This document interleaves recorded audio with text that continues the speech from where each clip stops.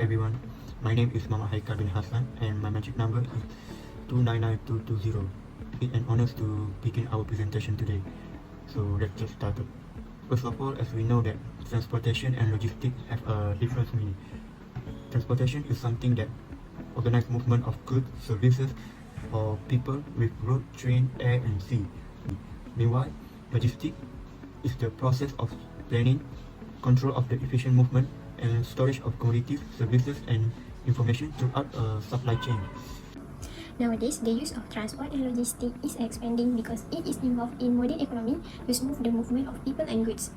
However, the increasing use of transportation and logistics has not only had a positive impact, such as for businesses, economy, tourism, and supply chain, but also has caused various adverse impacts on the environment like water, air, and noise pollution, and also plastic and packaging.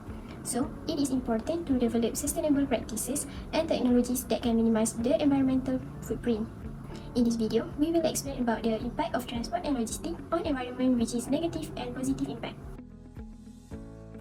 In negative impact of transport and logistics on environment have four main points, which is water, air, noise, and plastic and packaging. Transport and logistic activities not only focus one attention on land but also involve in sea transport. Water pollution that often occurs are oil spill, dredging, and waste disposal. Accidents involving sea transport such as tankers may cause oil spill.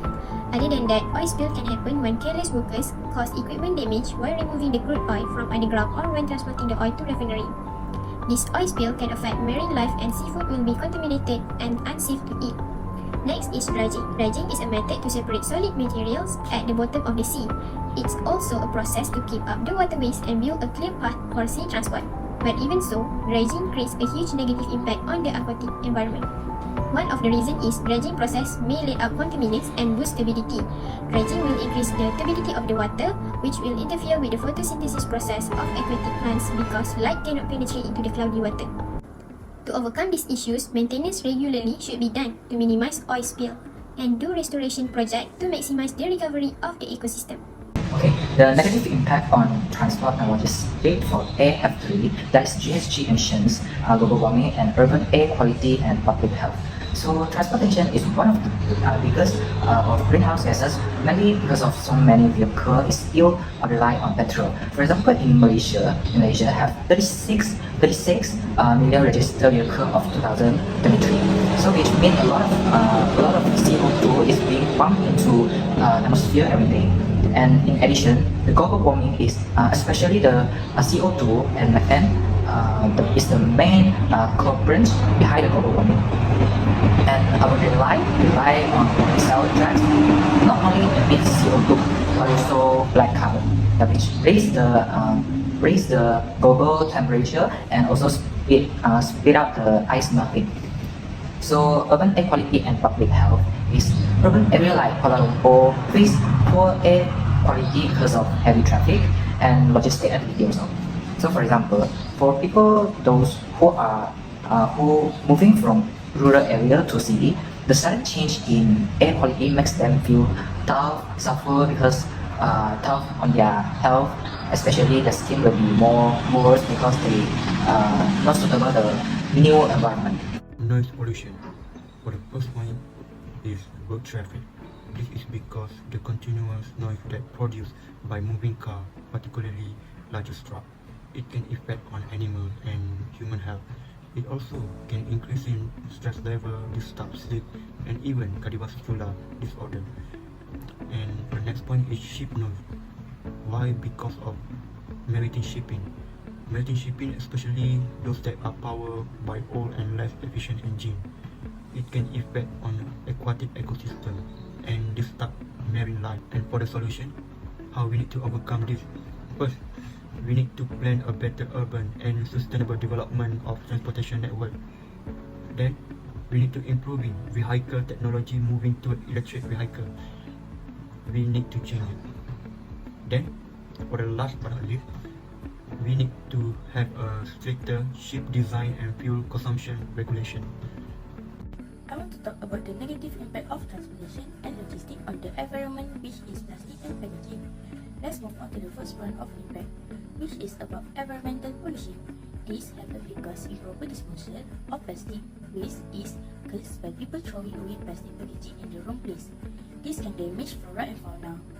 Now, the next thing is the impact of wildlife. Animals often mistake plastic for food or become trapped in discard packaging. So, this can affect the wildlife like injury or death. The last impact is the challenge of waste management. The lack of the infrastructure and the lack of advanced technology make it difficult to manage plastic waste. So, they end up dumping it in river or burning it, causing environmental damage and increasing health issues. How to resolve this negative impact? So, by use eco-friendly materials, logistic company need switch packaging to recyclable packaging so that the impact on the environment can be reduced. The second is by enforcing regulation. Companies that use plastic packaging need to implement and comply with strict law on packaging use and disposal that the government set. The final solution is to invest in technology.